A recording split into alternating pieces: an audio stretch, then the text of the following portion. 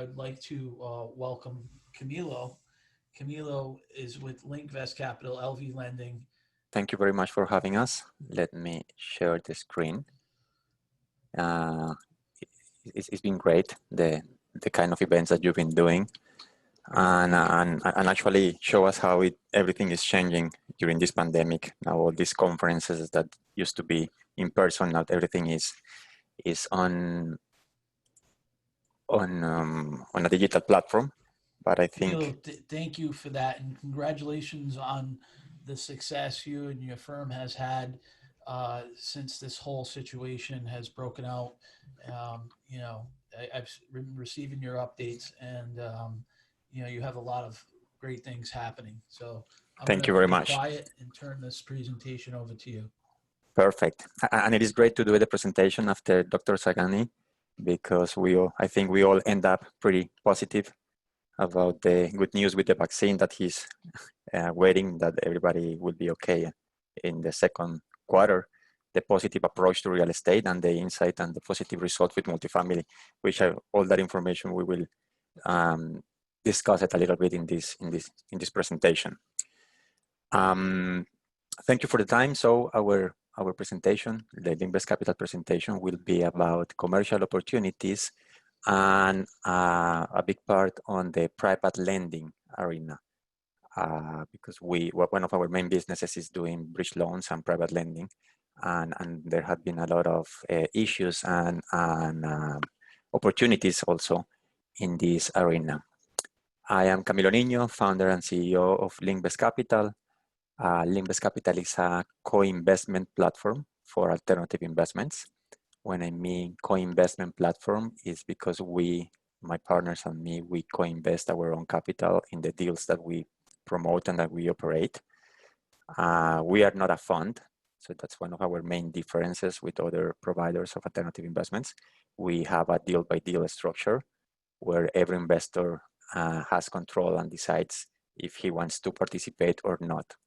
And also a big thing that is different than other providers is that we only have a profit sharing model. Means that we only make money if the investors makes money, which under the current circumstances has been a really good point and selling point with investors. Everybody's willing to share part of the profits, but people is starting to question the value of investing or co-investing, having all the risk and getting a small part of the pie of the returns.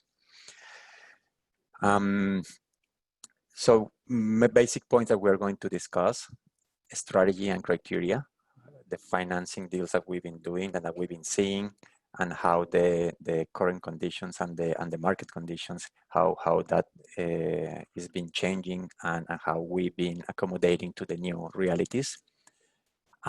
Financial solutions, how we evolve from only doing lending to become more a financial partner, a financial solution to sponsors, to real estate investors, to developers, where we can do a bridge loan, we can do mezz or preferred equity financing, and in some cases, if we like the people and the project, we can do equity and partnership, equity investment in the development of the projects.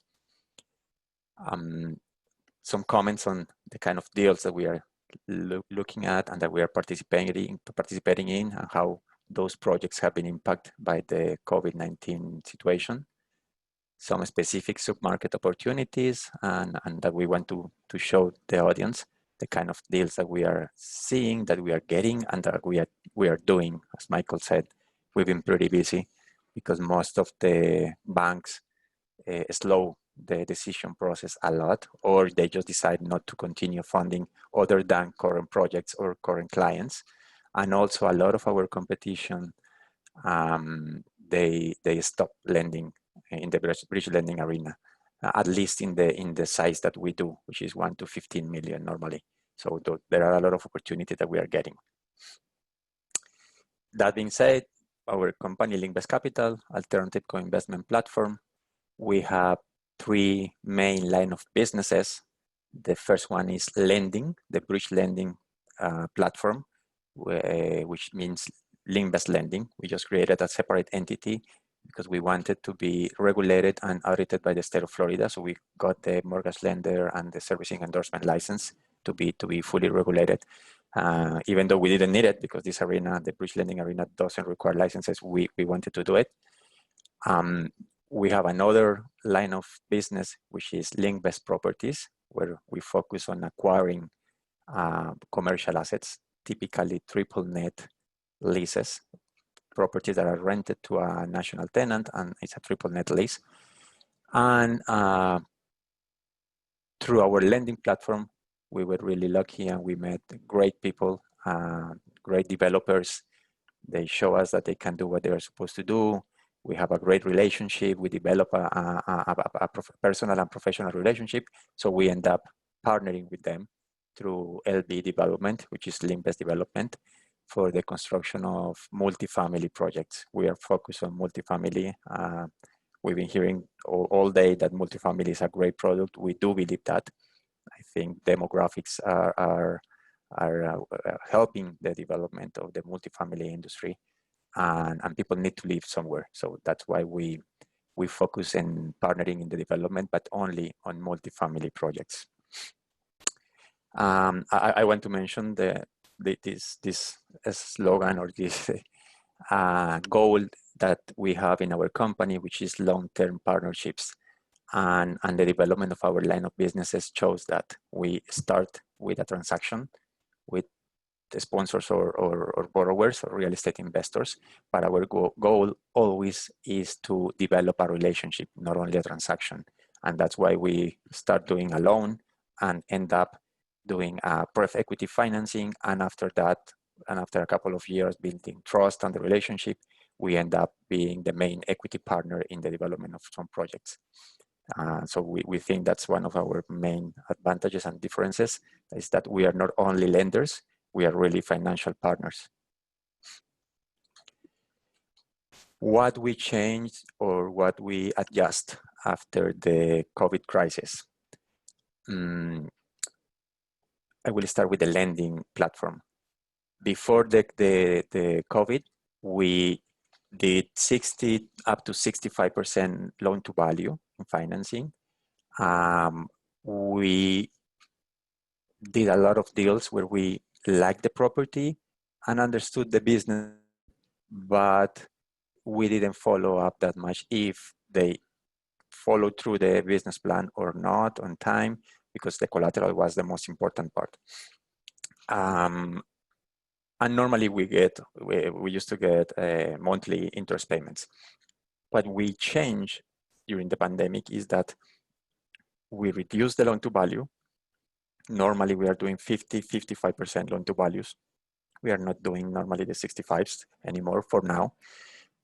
We focus much more on the relationship and understanding and knowing the sponsor, their experience, the track record, and their plan.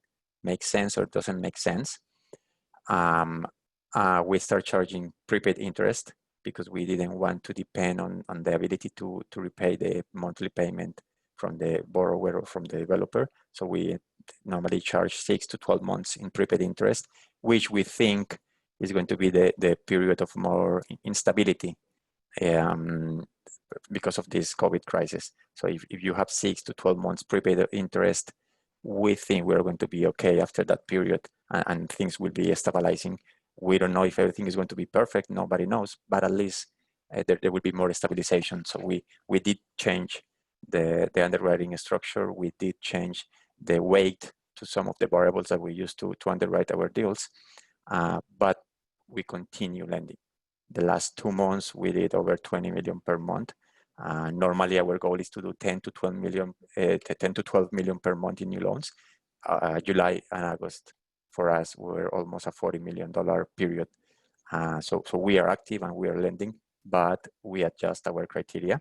The good thing is there is less competition out there, and banks are not lending, so we are getting deals that normally will go to banks, but because the bank is not taking the decision on time, they have to come through a bridge lender. In the acquisition of properties, the commercial properties, all our portfolio, we're really fortunate on this, everything is performing. Everybody, all the tenants are paying. We focus on national tenants and services or industries that doesn't depend on tourism or not restaurants, that kind of stuff. So all of our tenants are paying. We are looking to buy properties, but I think there is a big issue. Everybody's looking for a great distressed deal. And I don't know about the audience, but we've been looking for distressed deals and we have not been able to find a distressed deal yet.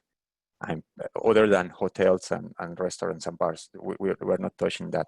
But other than that, we are not finding distressed assets. I think everybody's looking for the same. I think a lot of money is on the sideline waiting to find distressed opportunities. I'm not sure if we are going to get that. Time will say, but it seems that the real estate assets in good location, in good markets, are keeping the value, and they've been showing a lot of resilience even under these current circumstances. In the developing side, we did have some impact because we have 5 projects. 2 of them are finished, and actually were finished between February and March this year. So great project, great execution, terrible timing, because we end up starting to lease 2 multifamily projects, 300 units per project, right at the beginning of the pandemic. But as Dr. Sangami said, and many people in the previous conferences said, multifamily is a really nice asset. Even though we started leasing right at the moment that the pandemic started, we've been leasing. Of course, if there was no pandemic, maybe we'll be in a higher occupancy. But even with the COVID, we are leasing. We have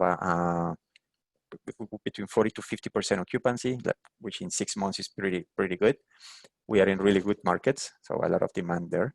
But we had 3 projects that were starting the construction loan phase. We were supposed to close in March one of the loans, and the other ones between March and June, and all of them got delayed.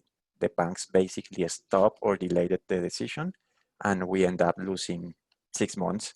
One of the projects we just closed this week, the construction loan. The other one is supposed to be closing next week. But in this development arena, we did have some impacts, and we did lose 6 months because of the construction loan delays, and also the approvals and the permits from the cities, the counties, etc. It got delayed, and it took more time than expected. I want to show an example of when we say that we are not only lenders, that we are financial partners. This is a real example. One of the multifamily projects that we are hoping to start to do the construction next month. We start almost 3 years ago as a loan to acquire the property. And after we knew the property, this is a Lake Nona in Orlando, a property in Lake Nona in Orlando, which is a really nice area, medical city of Orlando, and a lot of good stuff happening around there. So we love the location, which is the most important part for us. And we develop a really good relationship with the developer. So we have some milestones that the developer has to get approvals for the permits, for rezoning, for entitlement, etc. And we have a right of first offer, the priority to be able to convert into pref equity or common equity into the project, which we end up doing it. Right now we have 80% of the equity of the project, and it's going to be a 260 units multifamily in a great location in Lake Nona. Hopefully closing next month the construction loan with HUD, which took time, but really good financial conditions. But this is an example, a real example of finding a lending opportunity, developing a relationship with the sponsor and the developer, verifying their experience and their capability of execution, and then trusting in him and becoming an equity partner, the main equity partner in the project, because we bought his vision and we understood what he was planning. So this is a real example, and hopefully we can start construction in the next month. Kind of opportunities that we've been doing and that we've been finding. This is a real case that we closed a couple of weeks ago, acquisition of a Romarine hotel in Hialeah. We did the construction, we did the acquisition loan. We closed in 2 weeks. It was an 11.5 million loan. We know the buyer, the developer. Actually, we are partnered with him in 3 multifamily projects here in Miami. So we know that he has experience. We know the market because we have properties in Hialeah, and we love the Hialeah market, the demographics there. And we understood the plan. He just bought the hotel. It's an empty hotel, hub is closed, not operating for a couple of years. He's going to change the use of the property from hotel to multifamily, and he's going to have a great asset, 5-acre property, close to 300 units to be able to offer in a market that has a lot of potential and a lot of demand for multifamily. And why we did the loan? Because of the personal relationship with the sponsor and because we were willing to commit and to close in 2 weeks. So those are the kind of deals that we can do now, that we are finding now, that banks cannot compete because none of the banks, even if they want to, are not going to close in 2 weeks. But that flexibility, knowing the market, knowing the sponsor, understanding the deal, and having access to the capital, to deploy the capital, we are finding those opportunities because we can put together those 3 or 4 elements: knowing the market, knowing the sponsor, understanding the plan, and getting the access to the capital from our investors. We are getting, as I mentioned, deals that they were supposed to go to banks, but because banks are not taking the decision or taking longer than expected, they have to go to through a bridge lender.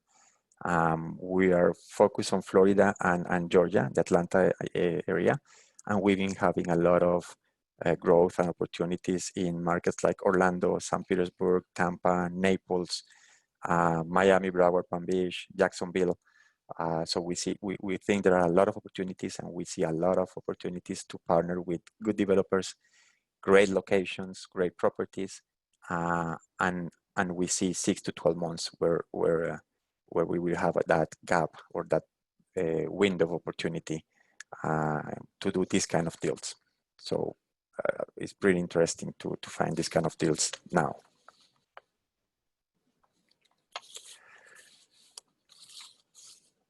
Where we see opportunities, where we see the pipeline, what we are getting, where we are focusing.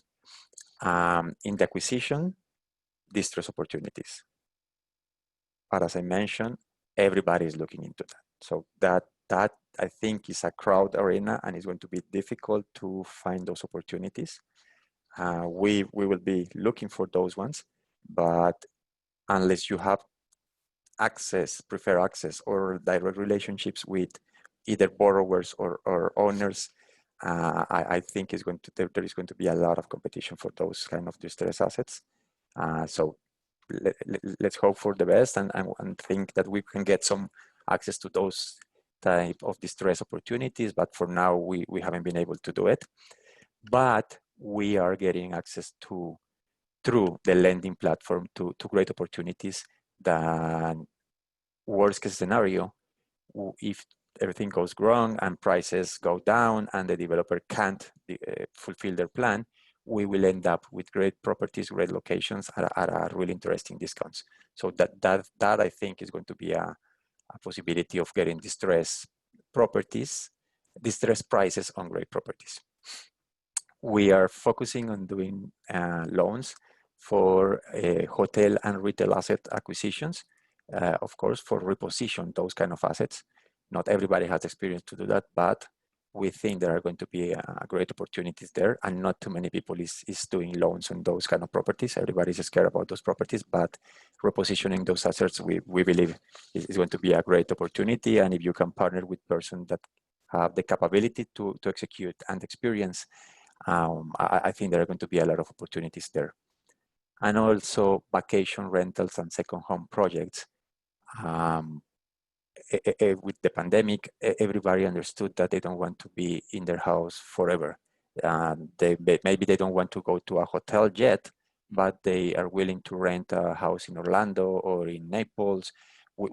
We ourselves, we did it during this summer, and it was pretty difficult to find availability on those kind of projects. So we are focusing also on financing and eventually partnering in development of vacation rentals or second homes projects.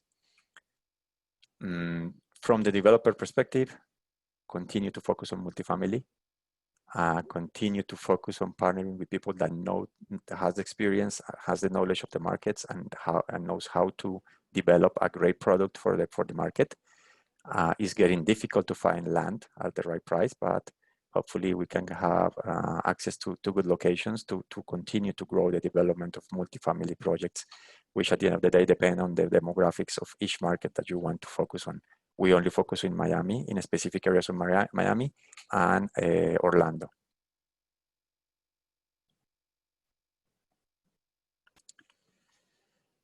Talking about the specific opportunities. As I mentioned, we are receiving a lot of great deals in the bridge lending arena. Not to acquire commercial properties.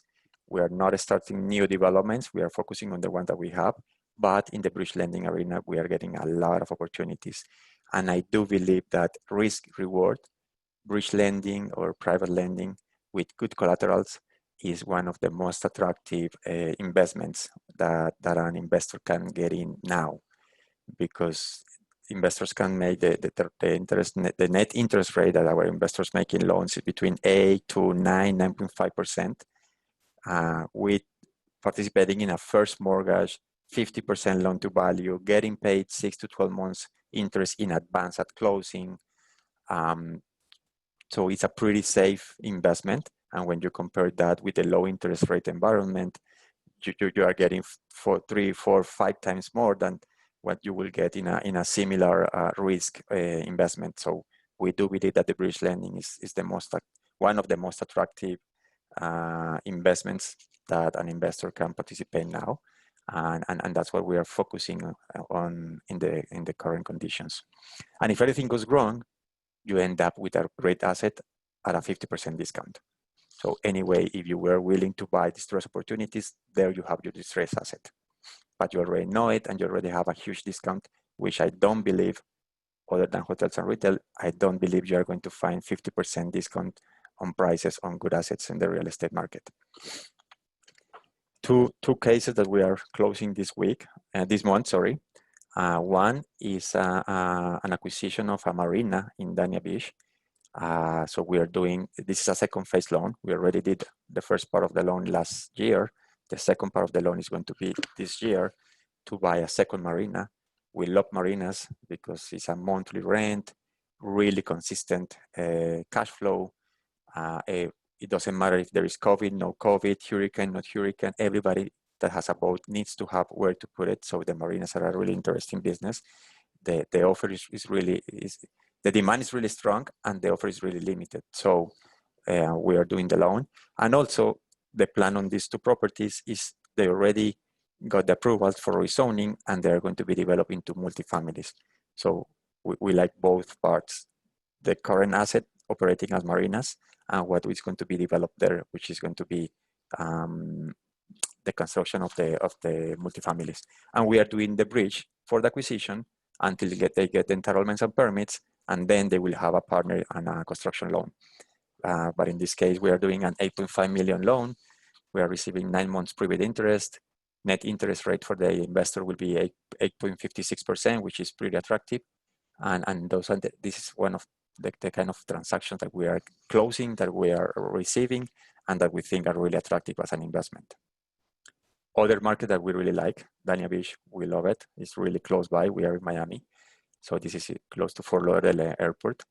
St. Petersburg is another market, St. Petersburg and Tampa, that we love. It's totally different than the East Coast, that Miami and Fort Lauderdale and Palm Beach. But it's more US, it's more local people, and there is a lot of real economy happening there. So we are doing an acquisition of 2 stores, rented with tenants, generating income, 18 months loan, and we are getting the 18-month the complete term of the loan, we are getting prepaid interest at closing. So that's really safe for every investor because they will not have any risk of the borrower not paying the interest during the term of the loan. And the net interest rate is going to be close to 9%, 8.96. So those are the kind of deals that we are getting, that we are doing, that we've been doing for the last 9 years, almost 10 years, and that we do believe are going to continue to happen, and we will continue to have access because of the current conditions, because of our position into the market, and because we do believe that developers and sponsors are looking for a financial partner that is not only going to be a lender, but also can have other possibilities to help them, to support them, and to work with them through the development of their project. And with that, I think we're really close to our 25 minutes. So I don't know if we have time for some questions, or if anybody Camilo, wants to do. I'm gonna read out the questions that you have here. You have 1, 2, 3, 4, 5, 6, 7, 8, 9, like 9 questions. So let's try to get through as many as possible next 3 minutes. What's the cost of the 260 unit multifamily rental project? What's that? Sorry, I didn't hear you. So this gentleman asked, how much, what's the cost of the 260 unit multifamily rental project? It's going to be 60 million, the total cost. Okay. This gentleman says, as a private lender, what is your risk assessment about increasing foreclosure cases due to the fact that people are going to run out of federal aid, as well as COVID consequences in some sectors in Florida? Great question. We don't do primary residence or second home loans. We only do business purpose loans. We focus 90% of our portfolio. We have 230 million outstanding portfolio. 90% of our portfolio is commercial. So that means it really don't depend on the support that the government is giving to every individual. That is more for the residential side. And also because of the low loan to value that we have, our performance, the performance of our portfolio actually is being pretty consistent, and the default rate that we had before the pandemic and now is really similar and actually lower than before starting the pandemic. So we don't believe we are going to have a huge impact. We have to work with some sponsors and developers. We have to defer some interest. We have to increase some loans to be able to get to the next step, to the next stage, sorry. So we've been flexible with that, but so far we've been doing pretty good with the portfolio. So one last question, and then the other ones I'll forward to you so that you can answer them directly. Does Link Invest offer a fund structure / vehicle for international investors? We do have a structure that is sufficient for international investors, but we do not have a fund.